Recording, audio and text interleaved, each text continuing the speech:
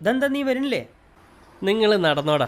ഇന്ന് നിങ്ങളൊപ്പം കൂടിയിട്ട് ഒരെണ്ണം വലിക്കാൻ പോലും പറ്റിയിട്ടില്ല. നമ്മൾ മെഡിക്കൽ ക്യാമ്പ് കാണാനാണ് വന്നിരിക്കുന്നു. നിനക്ക് ഇത് ഇവിടുന്നെങ്കിലും നിർത്തിക്കൂടെ എൻ്റെ സഹോദര? വെറുതെ കാശ് കൊടുത്ത് രോഗം വന്നിരിക്കുന്നു. ഇവനിത് മാത്രമൊന്നുമല്ല, അന്യ നാട്ടുകാരുടെ കൂടെ കൂടി എല്ലാ അനാവശ്യങ്ങളും പഠിച്ചു. എന്തിനാ ബായ് ഈ നല്ല ശരീരം വെറുതെ കൊണ്ട് നശിപ്പിക്കുന്നത്? എടാ, ഈ പ്രവാസ ലോകത്ത് അതും ബാച്ചിലറായി നിൽക്കുമ്പോഴേ ഈ സിഗരറ്റും തമ്പാക്കും മറ്റൊന്നുമില്ലെങ്കിൽ പിന്നെ എന്ത് ലൈഫാടാ. പിന്നെ ഓക്കെ. നീ ആ മെഡിക്കൽ ക്യാമ്പിലേക്ക് ഒന്ന് നോക്ക്. നിന്നെപ്പോലെ സുഖം അനുഭവിച്ച ആളുകളാ ഡോക്ടറെ കാണാൻ വേണ്ടി ക്യൂ നിൽക്കുന്നത്. നീ അതൊക്കെ ഒന്ന് കളഞ്ഞിട്ട് വാ.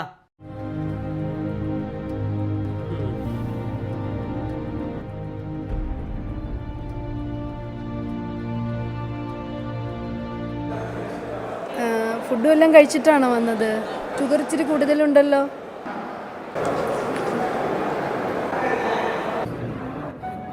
ഷുഗറും BP ഇച്ചിരി കൂടുതലാണ്. എത്രയും പെട്ടെന്ന് ഡോക്ടറെ കാണിക്കണേ. പുകവലിയുണ്ടോ? മറ്റു കൂട്ടുകാരുടെ കൂടെ കൂടി എല്ലാവിധ ദുശീലങ്ങളും ഉണ്ട് സാർ. ഇപ്പോൾ ഈ റിപ്പോർട്ടിൻ്റെ കാണിക്കുന്ന വാല്യൂസ് വളരെ കൂടുതലാണ്. നിങ്ങളുടെ ജീവിത രീതി എല്ലാം മാറിയിട്ടുണ്ട്. കുത്തഴിഞ്ഞ ജീവിത രീതിയും ഭവിഷ്യത്തുകളെക്കുറിച്ച് ആലോചിക്കാതെ നിങ്ങളുടെ ഇന്നത്തെ ലൈഫ് സ്റ്റൈൽ കാരണം ഉണ്ടാകുന്ന ഇഷ്യൂസാണ് അതെല്ലാതും. നമ്മുടെ രോഗങ്ങളും നമ്മുടെ ആയുസ്സെല്ലാം പഠിച്ചവൻ്റെ കയ്യിലാണ്. പക്ഷേ നമ്മുടെ ഭാഗം നമ്മൾ ചെയ്യണം.